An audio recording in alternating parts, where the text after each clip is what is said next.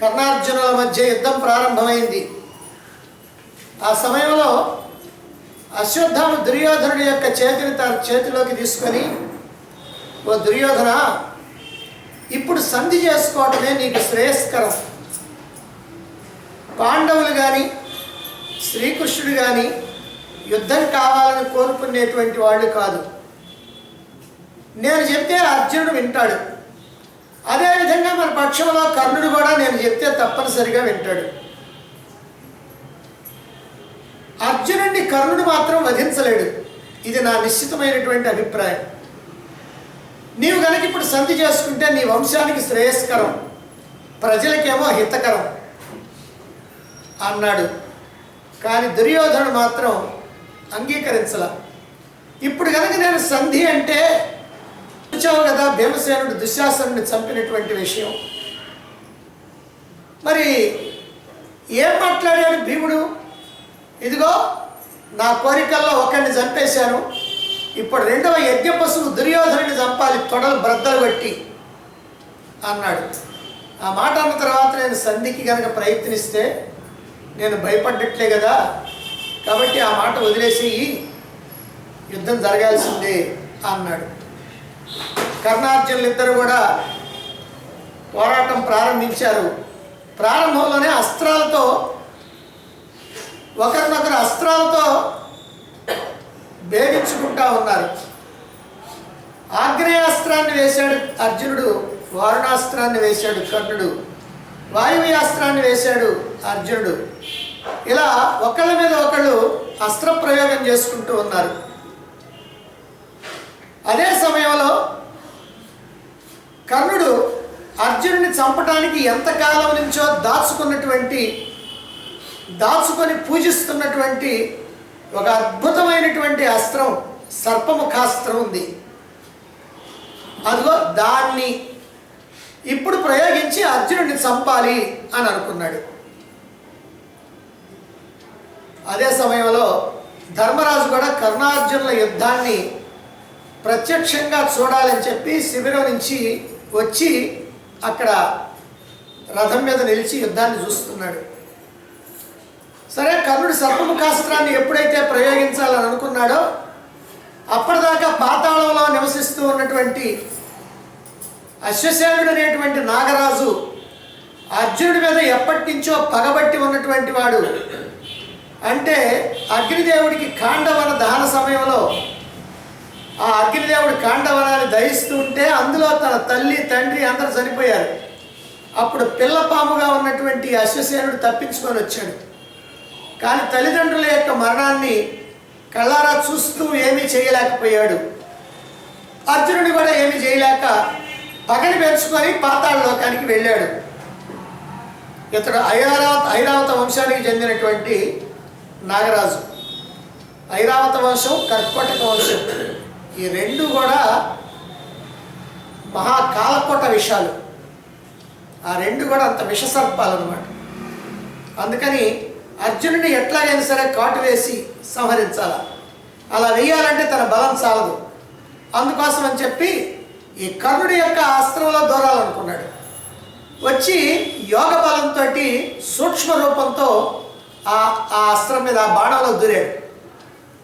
అయితే కర్ణుడికి మాత్రం తెలియదు. ఇట్లా ఎవడో వచ్చి సూక్ష్మ రూపంలో దీంట్లో దూరాడన్న సంగతి కర్ణుడికి మాత్రం తెలియదు. ఇక కర్ణుడు శిరసంధానం చేశాడు. శల్యుడు అన్నాడు, ఓ కర్ణ, నువ్వు శిరసంధానం చేసింది సరిగ్గా లేదు. ఈ బాణం పోయి అర్జునుడి యొక్క గొంతులో గుచ్చుకోదు. నువ్వు బాణం వేస్తే ఎట్లుండాలంటే అర్జునుడి యొక్క శిరస్సును ఖండించేటట్టుగా ఉండాలి. కాబట్టి మళ్ళీ శిరసంధానం చేయన్నాడు. అసలే బడాయికి పోయేటువంటి వాడు కర్ణుడు. అందుకనే అన్నాడు, ఈ కర్ణుడు రెండవసారి శిరసంధానం చేయడు. నీకేం తెలుసు, సారథివి, నేను రధికుడిని, ఎలా శిరసంధానం చేయాలో నాకు తెలుసు, నేను చేసిందే కరెక్టు. అంతేకాదు, మోసంతో శత్రువుని చంపాలని అనుకోడు ఈ కర్ణుడు అని కూడా అన్నాడు. సరే, దానికి నిన్న మనం చెప్పుకున్నాం అభిమన్యుని ఎట్లా చంపాడో. అభిమన్యుని చంపడానికి అతడు కర్ణుడు చేసినటువంటి పని ఎంత నీచాతి నీచమైనటువంటి పనో మనం చెప్పుకున్నాం. ఎందుకంటే భయపడుతున్నట్టు నటిస్తూ వెనక్కి వచ్చి వెనక నుంచి బాణం వేసి అతడి చేతిలో ఉన్నటువంటి ధనస్సుని ఖండించాడు. సరే, ఇప్పుడు ఈ రోజున నేను శరసంధానం ఒక్కసారే చేస్తాను, రెండోసారి చేయనని చెప్పి ఇప్పుడు ఆ బాణాన్ని వదిలాడు. ఆ బాణం ఖచ్చితంగా పోయి మరి ఎక్కడ తగిలేదో కానీ శ్రీకృష్ణుడు మాత్రం కనుక్కున్నాడు. అశ్వసేనుడు దాంట్లో ఉన్నాడు అని కనుక్కొని తన యొక్క రథాన్ని 4 అంగుళాల క్రిందికి తొక్కాడు. కుడి కాలి బొటన వేలుతోటి తొక్కితే అది 4 అంగుళాల క్రిందికి పోయింది రథం. గుర్రాలేమో మోకాళ్ళ మీద నిలిచింది. అప్పుడు ఆ బాణం వచ్చి అర్జునుడి యొక్క కిరీటాన్ని కొట్టేసింది. ఆ కిరీటాన్ని బట్టి బాణం చాలా దూరం పోయి కింద పడిపోయింది. ఆ అశ్వసేనుడు కాటేశాడు అర్జునుడి యొక్క తలకాయ కదా అని. ఆ కిరీటం భస్మమైపోయింది, అర్జునుడి యొక్క తల లేదు అక్కడ. దాంతో అయ్యో అర్జునుడి యొక్క తలని నేను విషం చేసి నాశనం చేయలేకపోయాను కదా అని ఆలోచించి మళ్ళీ అశ్వసేనుడు మళ్ళీ తిరిగి వస్తున్నాడు. కిరీటాన్ని తన యొక్క కాటుతోటి భస్మం చేసినటువంటి అశ్వసేనుడు అర్జునుడి యొక్క శిరస్సుని భస్మం చేయలేకపోయాను అని గ్రహించి తిరిగి యోగ బలంతో సూక్ష్మ రూపంతో కర్ణుడి దగ్గరికి వచ్చి ఈసారి మాత్రం కర్ణుడి చెవి దగ్గరికి వచ్చాడు. ఆ చెవి దగ్గరికి వచ్చి మాట్లాడుతూ ఉన్నాడు. ఏమంటున్నాడు? ఓ కర్ణ, నేను అశ్వసేనుడు అనేటువంటి నాగరాజుని. ఆయన ఎట్లా అడుగుతాడు ఎవరిని, అందుకని ముందే చెప్తున్నాడు, నేను అశ్వసేనుడు అనేటువంటి నాగరాజుని. అర్జునుడి మీద పగతో ఉన్నా. ఎందుకంటే మా తల్లి తండ్రి ఈ అర్జునుడి కారణంగా ఖాండవనంలో దహించుకుపోయారు. కాబట్టి ఇప్పుడు నేను కూడా అర్జునుడిని భస్మం చేయాలనేటువంటి ఉద్దేశంతో ఇంతకాలం కూడా పాతాళ లోకంలో ఉండి ఇప్పుడే వచ్చా. ఇప్పుడు నీ బాణంలో దూరి నేను వెళ్ళాను, కానీ దురదృష్టవశాత్తు ఆ బాణం తలకి తగలకుండా కిరీటానికి తగిలింది. దాంతో కిరీటాన్ని నేను భస్మం చేశాను.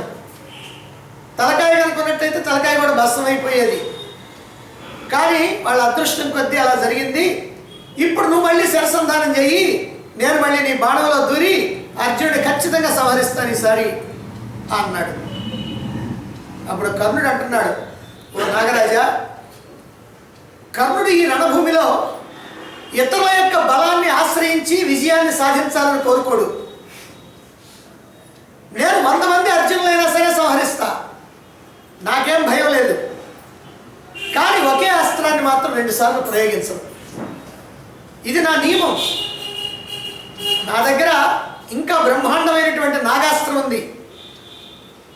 తీవ్రమైనటువంటి ప్రయత్నంతో దాన్ని కనుక ప్రయోగించినట్లయితే అర్జునుడు తప్పనిసరిగా వధించబడతాడు. ఒకే అస్త్రాన్ని నేను ప్రయోగించను అన్నాడు కర్ణుడు. మరి నిజంగా ఒకే అస్త్రాన్ని కర్ణుడు ప్రయోగించలేదా? ఈ రోజునే, ఈ 17వ రోజు యుద్ధంలోనే భార్గవాస్త్రాన్ని 2 సార్లు ప్రయోగించాడు, బ్రహ్మాస్త్రాన్ని 2 సార్లు ప్రయోగించాడు. భార్గవాస్త్రాన్ని ఓ ప్రత్యేకమైనటువంటి స్థితిలో పరశురాముడు ఇచ్చాడు, దాన్ని కూడా 2 సార్లు ప్రయోగించాడు. అంటే అబద్ధం ఆడటానికి కూడా ఏమాత్రం వెనకాడినటువంటి వాడు కర్ణుడని మనకి ఇక్కడ అర్థమైపోతుంది. ఎందుకనంటే ఇంతకు ముందే భార్గవాస్త్రాన్ని వేసింది, ఇప్పుడు ఈ మాట అన్న తర్వాత మళ్ళీ భార్గవాస్త్రాన్ని వేస్తాడు. సరే, ఇప్పుడు ఇంతకీ రెండోసారి ఎందుకని శరసంధానం చేయనన్నాడు? రెండోసారి శరసంధానం కనుక చేస్తే మొదటిసారి తప్పు అయిపోయినట్టు. అంటే తన బడాయి మాటలు, తన ప్రగల్భాలకి లోటు వచ్చింది. ఏమయ్యా ఇంత బ్రహ్మాండంగా మాట్లాడుతున్నావు, నువ్వే కదా ఇప్పుడు శరసంధానం చేసి అది బాగలేదని మళ్ళీ ఇంకోసారి చేస్తున్నావు అని అంటారేమో. ఈ మాట నేను ఎందుకు అనిపించుకోవాలి, నా ప్రగల్భాలు బాగా సాగిపోవాలి ఆటంకం లేకుండా అని అనుకున్నాడు. అందుకని అలాగే ఉన్నాడు. సాధారణంగా మనం కూడా చూస్తూ ఉంటాం, కొంతమందిని పిల్లికి బిచ్చం పెట్టినటువంటి వాడు కూడా స్నేహితుడు కానీ లేకపోతే స్నేహితురాలు కానీ ఎవరిన కనుక పక్కన ఉంటే టక్కన 10 రూపాయల కాగితం తీసి బిచ్చగడికేస్తాడు. అప్పుడు వచ్చుద్ది త్యాగం. మామూలు సమయంలో మాత్రం 5 పైసలు కూడా వేయడు. అదిగో అలాంటిదే ఇప్పుడు కర్ణుడి వ్యవహారం. అంటే ఇప్పుడు ఆ బాణం ఏమైపోయినా పర్వాలేదు, కానీ తన ప్రగల్భాలకు లోటు రాకూడదు. సరే, కర్ణుడు అలా అన్నప్పటికి కూడా అశ్వసేనుడు మాత్రం వెళ్ళిపోలే. కర్ణుడు అన్నాడు, నువ్వు వెళ్ళిపో, నీ సహాయాన్ని మాత్రం నేను తీసుకోను, నేనే సంహరిస్తాను అర్జునుడిని అన్నాడు. అయినప్పటికీ సూక్ష్మ రూపంలో ఉన్నాడు కనుక అతడు వెళ్ళింది కర్ణుడికి తెలియదు. అతడు మాత్రం వెళ్ళలా. అంటే ఏం ఆలోచిస్తున్నాడంటే, ఇప్పుడు ఏదో ఒక బాణం వేయకపోతాడో, ఏ బాణం వేస్తే ఆ బాణంలో దొరదాం అనుకున్నాడు. సరే, కర్ణుడు ఒక బాణాన్ని వేయటానికి తీశాడు, శరసంధానం చేశాడు. అప్పుడు ఆ బాణంలో దూరాడు ఈ అశ్వసేనుడు. బాణాన్ని వదిలాడు. బాణం తీవ్రమైనటువంటి వేగంతో వస్తూ ఉంది. కనిపెట్టాడు శ్రీకృష్ణుడు. వెంటనే అర్జునుడితో చెప్పాడు, అర్జున, నీతో శత్రుత్వాన్ని పెట్టుకున్నటువంటి మహాసర్పం ఆ అశ్వసేనుడు అనేటువంటి నాగరాజు ఆ బాణం ద్వారా నీ మీదకి వస్తున్నాడు, దాన్ని చంపేసేయి అన్నాడు. వెంటనే అర్జునుడు పదునైనటువంటి 6 బాణాలు ప్రయోగించి దాన్ని ముక్కలు ముక్కలుగా ఖండించేశాడు. అది ముక్కలు ముక్కలుగా తెగిపోయి ఆ నాగరాజు కింద పడిపోయాడు. అర్జునుడు ఆ సర్పాన్ని ఎప్పుడైతే సంహరించాడో దాంతో శ్రీకృష్ణుడు రథం మీద నుంచి కిందికి దిగి నేలలో కుంగినటువంటి రథాన్ని తన భుజాలతో పైకెత్తాడు. ఆ తర్వాత కర్ణార్జునులు ఇద్దరు కూడా భీకరమైనటువంటి యుద్ధం చేస్తూ ఉన్నారు. ఒకరినొకరు గాయపరుస్తూ ఉన్నారు. పోరాటం ఉధృతమైపోయింది. ఆ సమయంలో యమధర్మరాజు సూక్ష్మ రూపంలో ఆ యుద్ధరంగంలోకి వచ్చాడు. అంటే ఆయన ఎవరికీ కనపడడు, సూక్ష్మ రూపంలో ఉండి ఆయన చెబుతున్నాడు. అంటే అదృశ్యంగా ఉండి కర్ణవధని తెలియజేయాలి అని అనుకున్నాడు. కర్ణుడికి మృత్యుకాలం సమీపించగానే ఆ యమధర్మరాజు ఇలా అన్నాడు. అంటే కర్ణుడు చనిపోయేటువంటి టైం వచ్చింది అనుకున్నప్పుడు యమధర్మరాజు అన్నాడు, ఇప్పుడు కర్ణుడి యొక్క రథచక్రం భూమిలో కృంగిపోతుంది, ఈ సమయంలోనే ఇతడికి బ్రాహ్మణ శాపం వల్ల మృత్యువు సంభవిస్తుంది అన్నాడు. ఎవరు? యమధర్మరాజు అన్నాడు.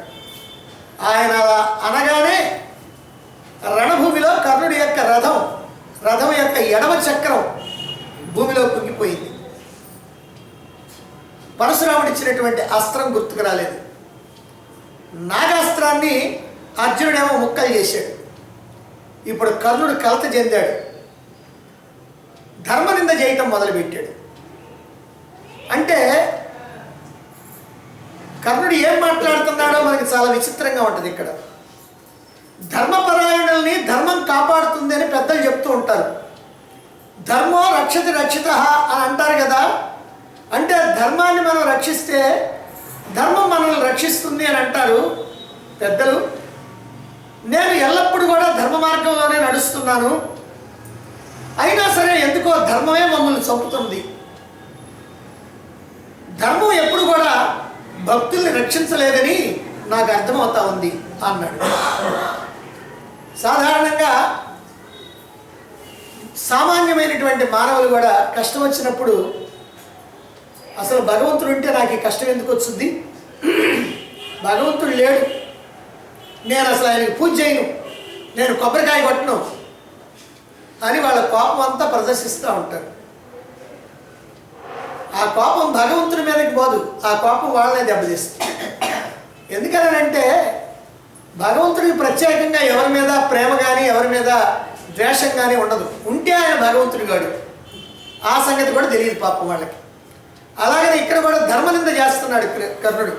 ఏమని? నేను ఎల్లప్పుడూ కూడా ధర్మాన్ని ఆచరిస్తూ ఉంటాను, అయినప్పటికీ కూడా ధర్మం మరి నన్ను ఎందుకు రక్షించడం లేదు అంటే దీన్ని బట్టి ధర్మాత్ముల్ని ధర్మం రక్షించదని నాకు అర్థమైపోతుంది అన్నాడు. ఇలా ధర్మనింద చేస్తూ ఉండగానే గుర్రాలు సారథి ఒక పక్కకి ఒరగటాన రథం, ఆ చక్రం కుంగటాన రథం ఒక పక్కకి ఒరగటాన కింద పడిపోతా ఉన్నారు. సరే, అర్జునుడి యొక్క బాణాలు మర్మస్థానాలకు తగటంతో కర్ణుడు క్రియాశూన్యుడు అయ్యాడు. అప్పుడు కర్ణుడు 3 బాణాలతో కృష్ణుణ్ణి 7 బాణాలతో అర్జునుడిని గాయపరిచాడు. అప్పుడు అర్జునుడు 17 అగ్ని సదృశ్యమైనటువంటి బాణాలు తీసుకొని కర్ణుడి మీద వేశాడు. కర్ణుడేమో ఇప్పుడు బ్రహ్మాస్త్రాన్ని ప్రయోగించబోయాడు, కానీ మంత్రం గుర్తురాల. అంటే పరశురాముడు శాపం పెట్టాడు, మరణ సమయంలో నీకు నేను ఇచ్చినటువంటి బ్రహ్మాస్త్రం గుర్తుకు రాదు అని. అప్పుడు అర్జునుడు ఐంద్రాస్త్రాన్ని వేశాడు. ఆయన బ్రహ్మాస్త్రాన్ని వేస్తానన్నాడు కదా, అందుకని నేను ఐంద్రాస్త్రాన్ని వేశాడు. దాంతో కర్ణుడిని చాలా బాధపడ్డాడు ఆ ఐంద్రాస్త్రంతో. అప్పుడు తర్వాత అర్జునుడు బ్రహ్మాస్త్రాన్ని వేశాడు.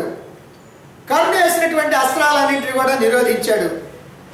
ఆ సమయంలో కర్ణుడు అంటే రథం కుంగిపోయి ఉన్నప్పుడు ఆ రథం మీదనే ఉండి అర్జునుడి యొక్క ధనుస్సు యొక్క అల్లెత్రాటిని ఖండించాడు. 2, 3, 4, 5, 6, 7, 8, 9, 10, 11 అల్లెత్రాళ్ళని ఖండించాడు వరుసగా. అంటే ఈ 11 ఖండిస్తుంటే అర్జునుడు ఆ అల్లెత్రాడును తీయటం కానీ, ధనుస్సుకి తగిలించడం కానీ, దాన్ని కాస్త సంధించడం కానీ ఇది కర్ణుడికి కనపడతల్లా. అంటే కన్ను మూసి కన్ను తెరిచేటప్పటికల్లా జరిగిపోతావు. మళ్ళీ దాన్ని కర్ణుడు ఖండిస్తున్నాడు, మళ్ళీ ఇంకోటి బిగిస్తున్నాడు, మళ్ళీ కర్ణుడు ఖండిస్తున్నాడు, మళ్ళీ ఇంకోటి తీస్తున్నాడు. ఇలా 11టిని అర్జునుడు తగిలించాడు, కర్ణుడు ఖండించాడు. ఈ అర్జునుడి యొక్క హస్తలాఘం అనేటువంటిది కర్ణుడికి కూడా అర్థం కావట్లేదు. ఆ ప్రకారంగా బిగించి అల్లెత్రాటిని బిగించి అర్జునుడు సర్పాల వంటి బాణాలు వేశాడు. కర్ణుడేమో ఈ లోపల వేగంగా దిగి రథం మీద నుంచి దిగి ఆ రథచక్రాన్ని ఎత్తడానికి ఆ భుజాన్ని కాస్త మోటించి తీవ్రమైనటువంటి ప్రయత్నంతో రథచక్రాన్ని ఎత్తడానికి ప్రయత్నం చేశాడు. మహాభారతంలో స్పష్టంగా ఉన్నటువంటి మాట, మనం నమ్మటానికి వీల్లేనటువంటి మాట ఏమిటంటే, 7 ద్వీపాలు, పర్వతాలు, వనాలు, కారణాలతో కూడినటువంటి భూమి 4 అంగుళాలు పైకి లేచిందంటే కానీ రథచక్రం మాత్రం లేవాలి. అంటే కర్ణుడు అలా ఎత్తుతా ఉంటే భూమి పైకి లేచిందంట, చక్రం మాత్రం పైకి లేవాలి. అంటే మొత్తం భూమి అంతా లేచిందట. అది కాస్త అతిశయోక్తిగా ఉంటే ఉండొచ్చు కాక, కానీ వ్యాసుడే స్వయంగా ఈ మాటని మనకి చెప్పడం జరిగింది కాబట్టి ఇది శాప ప్రభావము అని మనం తెలుసుకోవచ్చు. దాంతో కర్ణుడు కన్నీరు గార్చాడు, కోపం వచ్చింది, కన్నీరు వచ్చింది. ఇప్పుడు కర్ణుడు అంటున్నాడు అర్జునుడితోటి, ఓ పార్థ, దైవికంగా భూమిలో కృంగినటువంటి ఈ చక్రాన్ని పైకెత్తేంత వరకు కూడా ఒక ముహూర్త కాలం పాటు నువ్వు ఆగు. కృంగినటువంటి రథాన్ని చూచి నీవు కపట వర్తనకి దిగొద్దు, మోసానికి దిగొద్దు. నీవు యుద్ధ ధర్మాలు బాగా తెలిసినటువంటి వాడి, చెడ్డవాళ్ళు చరించేటువంటి మార్గంలో నువ్వు వెళ్ళొద్దు. నీవు లోకంలో అందరికన్నా కూడా సూర్యుడివి, మహావీరుడివి, సత్ప్రవర్తన కలిగినటువంటి వాడివి, యుద్ధ ధర్మం బాగా తెలిసినటువంటి వాడివి, వేదాధ్యయనం చేసినటువంటి వాడివి, యజ్ఞం చేసి అవభృత స్నానం చేసినటువంటి వాడివి, దివ్యాస్త్రవేత్తవి, కార్తవీర్యంతో సమానమైనటువంటి బలం కలిగినటువంటి వాడివి. ఈ చక్రాన్ని పైకెత్తే వరకు నేనేమో నేల మీద ఉంటాను, నీవేమో రథం మీద ఉంటావు. మరి రథం మీద ఉన్నవాడు నేల మీద ఉన్నటువంటి వాడి మీద బాణం వేయకూడదు కాబట్టి నా మీద నువ్వు బాణం వేయటం ధర్మం కాదు నీకు. ఓ అర్జున, నాకు నీవన్నా కృష్ణుడన్నా భయం లేదు. నీవు క్షత్రియ కుమారుడివి, వంశవర్ధకుడివి, అందుకే నీకు చెప్తున్నా అన్నాడు. కర్ణుడి యొక్క వాచాలత్వం మనం ఇక్కడ అర్థం చేసుకోవాల్సింది ఏమిటంటే, అర్జునుడిని బాణం వేయొద్దంటాం బాగానే ఉంది, సరే కాస్త పొగిడాడు, అది బాగానే ఉంది, ఇవన్నీ బాగానే ఉన్నాయి. కానీ చివరిలో నేను నీకు కానీ కృష్ణుడికి కానీ నేను భయపడాల్సిన పనే ఉంది అంటే ఈ వాచాలత్వం అనేటువంటిది అలా మాటలు తీసుకొస్తుంది. అందుకని ఇప్పుడు కర్ణుడు ఆ మాట అన్నాడు కాబట్టి కృష్ణుడు మాట్లాడటానికి అవకాశం వచ్చింది. కృష్ణుడు ఏం మాట్లాడాడో జాగ్రత్తగా మనం వినాలి. ఎందుకంటే కర్ణుడు అన్నాడు, నీకు కృష్ణుడికి నేను భయపడేవాడిని కాదు, నువ్వు క్షత్రియుడివి గనక నేను నిన్ను అర్థిస్తున్నాను, నువ్వు బాణం వేయొద్దని అన్నాడు. దానికి అప్పుడు శ్రీకృష్ణుడు అంటున్నాడు కర్ణుడితో, ఓ రాధేయ, నీవు ధర్మాన్ని తలుచుకోవడం చాలా గొప్ప అదృష్టం. ధర్మాన్ని గురించి మాట్లాడుతున్నావు నువ్వు, చాలా బాగుంది. సాధారణంగా కష్టాల్లో చిక్కున్నటువంటి నీచులు దైవాన్ని నిందిస్తూ ఉంటారు. అంటే వాళ్ళ కష్టం కనుక వస్తే దైవాన్ని నిందిస్తారు, కానీ వాళ్ళు చేసినటువంటి చెడ్డ పనులు మాత్రం తలుచుకోరు. వాళ్ళకి కష్టం ఎందుకు వచ్చింది? ఎప్పుడో ఒకప్పుడు పాప పనులు చేయటం వల్ల వచ్చింది. కానీ వాళ్ళ పాప పనులు మాత్రం తలుచుకోరు, దైవాన్ని మాత్రం నిందిస్తూ ఉంటారు. నీ పరిస్థితి కూడా ఇట్లాగనే ఉందయ్యా కర్ణ.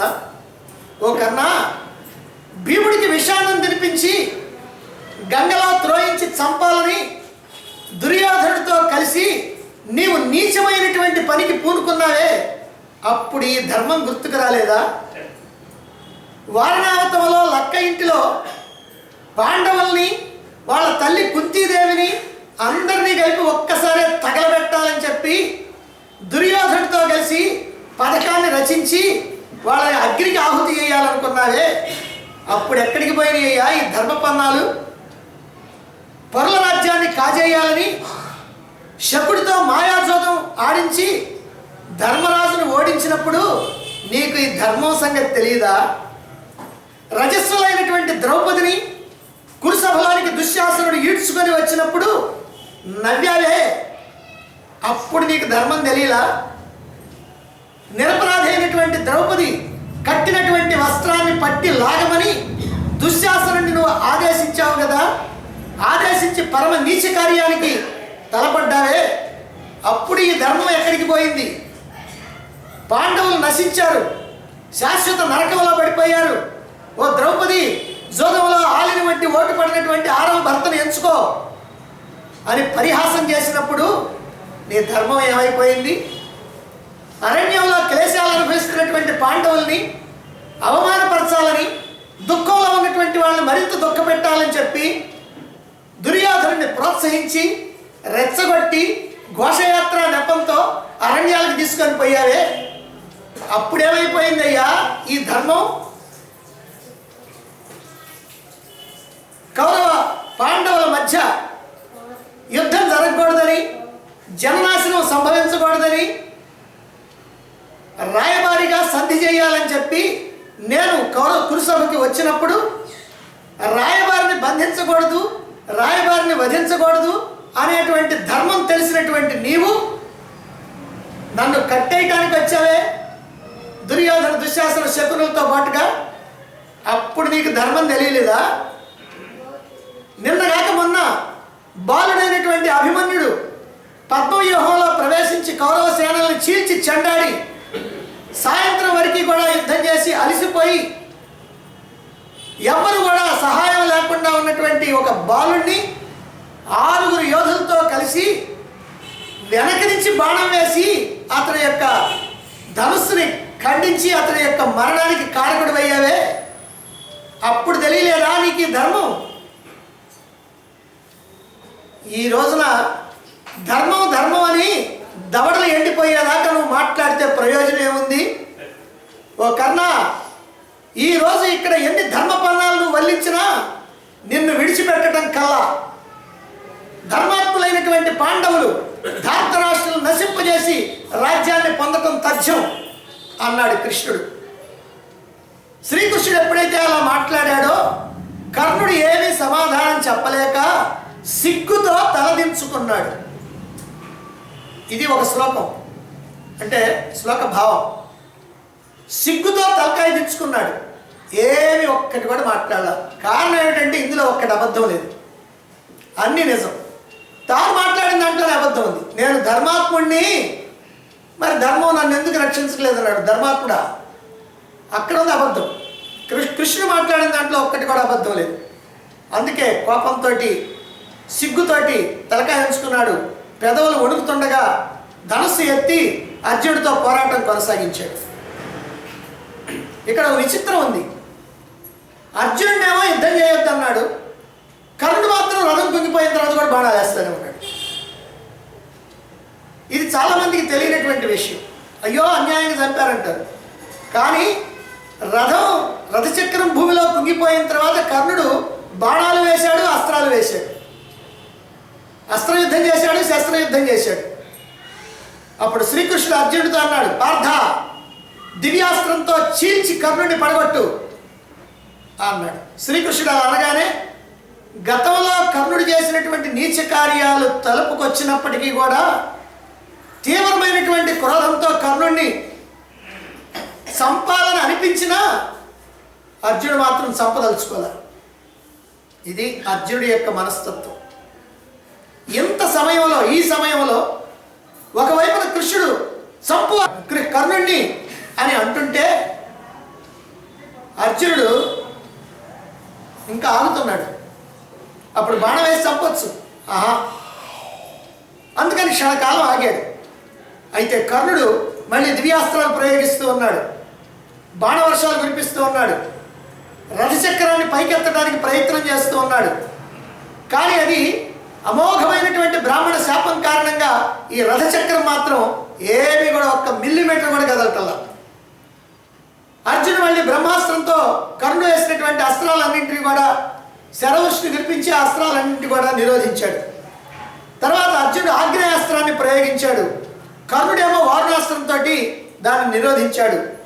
ఆ తర్వాత అర్జునుడిని చంపడానికి అగ్నిలాగా జ్వలిస్తూ ఉన్నటువంటి ఘోరమైనటువంటి ఒక బాణాన్ని ధనస్సుకు సంధించి విడిచిపెట్టాడు. అప్పుడు ఆ బాణ ప్రభావంతో భూమి కంపించింది, దిక్కులు ధూళితో నిండిపోయినాయి, స్వర్గంలో ఆహాకారాలు చెలరేగినాయి. ఆ బాణం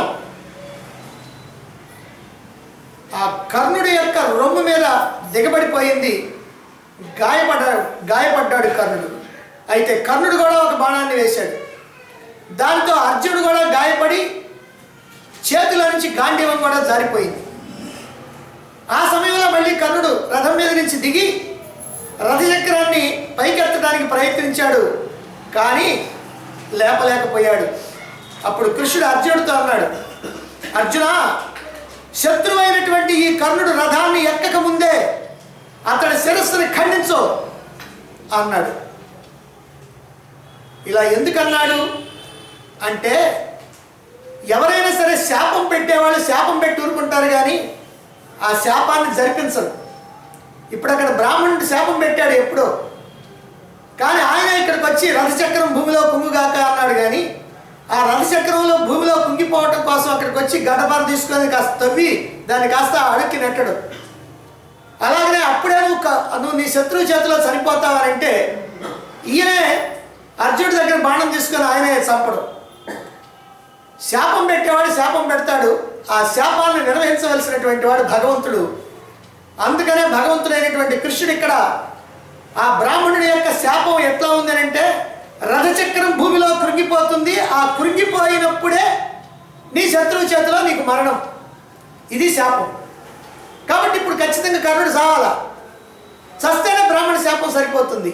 అది చేయాల్సినటువంటి వాడు భగవంతుడు, ఆ భగవంతుడు శ్రీకృష్ణుడు. అందుకనే శ్రీకృష్ణుడు అర్జునుడిని ప్రోత్సహించాడు. ఇప్పుడు అమలపది నుంచి ఒక అంజలికాన్ని తీశాడు అర్జునుడు, బాణాన్ని గాంధీవానికి సంధించాడు. నోరు తెరిచి కాలాగ్నిలాగా అతి భయంకరమైనటువంటి బాణాన్ని బాగా లాగి ఇట్లా అన్నాడు, ఏను తపశ్చరణంబున దానంబున గురుజనాభిదర్పణంబున నిత్యానోన వ్రతశీలుడనేని కర్ణు తలద్రంసు ఈశరమణియన్ అని ఆ బాణం వేశాడు. ఏమన్నాడు, నేను తపశ్చరణంబున అంటే తపస్సు చేయటంలో, దానంబున దానం ఇవ్వటంలో, గురుజనాభిదర్పణంబున గురువుల్ని సంతోష పెట్టడంలో, నిత్యానూన వ్రతశీలుడనేని అది నాకు వ్రతంగా పెట్టుకొని చేసినటువంటి వాడిని కనుక అయినట్లయితే కర్ణు తలద్రెన్సు ఈ శరమణీయం, ఈ బాణం కర్ణుడు యొక్క తలకాయ తెగవేస్తుంది అన్నాడు. ఆ బాణం సూర్య తేజస్సుతోటి ఆకాశాన్ని దిక్కుల్ని ప్రజ్వలిస్తూ కర్ణుడి యొక్క శిరస్సుని ఖండించి శరీరం నుంచి వేరు చేసింది. ఆ శిరస్సు చాలా దూరం పోయి నేల మీద పడిపోయింది. ముందు శిరస్సు పడిపోయింది, ఆ తర్వాత మొండెం పడిపోయింది. కర్ణుడి యొక్క దేహం పడిపోగా దాని నుంచి వెలువడినటువంటి తేజస్సు ఆకాశంలో సూర్యమండలంలోకి ప్రవేశించింది. అక్కడ ఉన్నటువంటి యోధులంతా కూడా ఈ అద్భుతాన్ని చూశారు. పాండవులు కృష్ణార్జునులు తమ తమ శంఖాలను పూరించారు. ఒళ్ళంతా బాణాలతో గుచ్చుకొని రక్తంతో తడిసిపోయినటువంటి కర్ణుడి యొక్క శరీరం నేలపై పడి ఉండటం చూసినటువంటి శల్యుడు ఆ రథంతో అక్కడి నుంచి వెళ్ళిపోయాడు. కౌరవులు భయపీడితులై పారిపోయారు. అర్జునుడి యొక్క బాణంతో తప్పించి కర్ణుడు నేలగోలటాన్ని, దుమ్ముతో మలిన పట్టాన్ని అదే పనిగా చూసి తన కుమారుడి యొక్క స్థితికి దుఃఖించి సూర్యుడు కాంతి మందగించగా మెల్లమెల్లగా అస్తాద్రిని చేరుకున్నాడు. అంటే సూర్యాస్తమయం అయింది అని చెప్పడానికి ఇలా చెప్పారు. కర్ణుడు ఎప్పుడైతే సరిపోయాడో, రక్తసిక్త శరీరంతో నేల కోలటం జరిగిందో, ఇది తెలుసుకున్నటువంటి వాళ్ళందరూ కూడా కౌరవసేనలో ఉన్నటువంటి వీరులంతా కూడా అక్కడికి వచ్చి అతడి చుట్టూ చేరారు. ఇక దుర్యోధనుడి యొక్క దుఃఖానికి అంతు లేదు. కారణం ఏంటంటే ఎంతమంది పోయినా ఏమైనా నా కర్ణుడు ఉన్నాడని ఇప్పటిదాకా నమ్ముకుంటున్నాడు. కర్ణుడు ఉంటే చాలు పాండవులందరినీ సంహరిస్తాడు అని మూర్ఖంగా నమ్మినటువంటి వాడు దుర్యోధనుడు. ఏమాత్రం ఆలోచన లేనటువంటి వాడు దుర్యోధనుడు. ఎందుకనంటే ఏనాడన్నా కర్ణుడు అర్జునుడిని ఓడించాడా అని ఒక్కసారి కూడా ఆలోచించలా. మరి అర్జునుడి చేతిలో కర్ణుడు ఎన్నోసార్లు ఓడిపోయిన సంగతి ఆలోచించలా.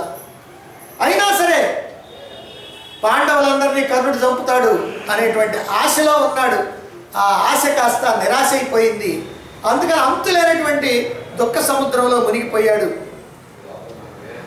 శల్యుడేమో దుర్యోధనుడి దగ్గరికి వచ్చాడు. అతన్ని ఓదారుస్తున్నాడు. దుర్యోధన,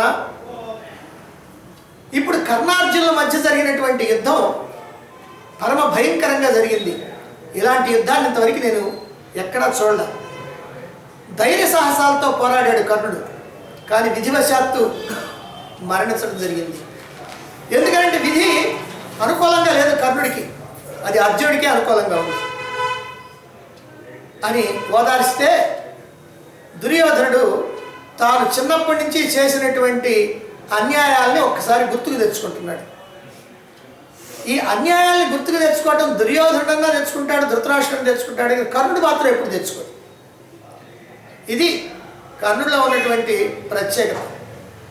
అన్ని అక్రమాలు కూడా మనస్సులో స్ఫురణకు వస్తూ ఉన్నాయి. అన్నీ ఆలోచించుకున్నాడు. దీనమానసుడై, చైతన్యరహితుడై, దుఃఖంతో మాటి మాటికి కూడా నిట్టూరుస్తున్నాడు. కర్ణుడు సరిపోయిన తర్వాత శత్రుసేన పారిపోయింది. కర్ణుడు సరిపోయిన తర్వాత కృష్ణుడు అర్జునుడిని కౌగిలించుకున్నాడు. లోక ప్రసిద్ధమైనటువంటి నీ పరాక్రమాన్ని, కర్ణుడి యొక్క మరణాన్ని ఇప్పుడు ధర్మరాజుకి నివేదిద్దాం పద అన్నాడు. ధర్మరాజు ఎప్పటి నుంచో కోరుకుంటున్నటువంటి కర్ణ సంహారాన్ని ఆయన గనక వినిపిస్తే ఎంతో సంతోషిస్తాడు. నీవేమో రుణ విముక్తుడు అవుతావు. మీ మధ్య జరిగినటువంటి యుద్ధాన్ని చూడాలని ధర్మనందనుడు వచ్చాడు. కానీ ఆయన శరీరం సహకరించక అందుకని మరి తిరిగి వెళ్ళిపోయాడు అన్నాడు కృష్ణుడు. అర్జునుడు అలాగే అన్నాడు. కృష్ణార్జునులు ఇద్దరు కూడా రథం మీద శిబిరానికి వెళ్ళారు. అక్కడ ధర్మరాజు శయనించి ఉన్నాడు. కృష్ణార్జునులు ఆయన పాదాలకు నమస్కారం చేశారు. గమనించాడు ధర్మరాజు. ఆనంద బాష్పాలు రాల్చాడు. ఇద్దరిని కౌగిలించుకున్నాడు. కర్ణ వధ వృత్తాంతం మొత్తాన్ని కూడా శ్రీకృష్ణుడు చక్కగా తెలియజేశాడు. ఆ తర్వాత అంటున్నాడు, ధర్మనందన, అదృష్టవశాత్తు మీ 5 సోదరులు క్షేమంగా ఉన్నారు. కర్ణుడు మరణించాడు. ద్రౌపదిని అవమానించినటువంటి పురుషాధముడు కర్ణుని యొక్క రక్తం భూమి తాగుతా ఉంది. శత్రురహితమైనటువంటి ఈ రాజ్యాన్ని నువ్వు పరిపాలించు అన్నాడు. దానికి ధర్మరాజు అంటున్నాడు, కృష్ణ, నీవు మాకు తోడుగా ఉంటే ఇదంత విచిత్రమైనటువంటి విషయమేం కాదు. నీ వల్లనే అర్జునుడు కర్ణుడిని వధించగలిగాడు. నీవు ఎప్పుడైతే అర్జునుడికి సారథ్యం వహించడానికి అంగీకరించావో అప్పుడే మాకు విజయం సిద్ధించినట్టు అని మేము ఎప్పుడో అనుకున్నాం అన్నాడు. ఆ తర్వాత ధర్మరాజు రథాన్ని ఎక్కి కృష్ణార్జునులతో పాటుగా యుద్ధరంగాన్ని చూడటానికి వచ్చాడు. అంటే రణభూమిలో శయనించి ఉన్నటువంటి కర్ణుడిని చూచాడు.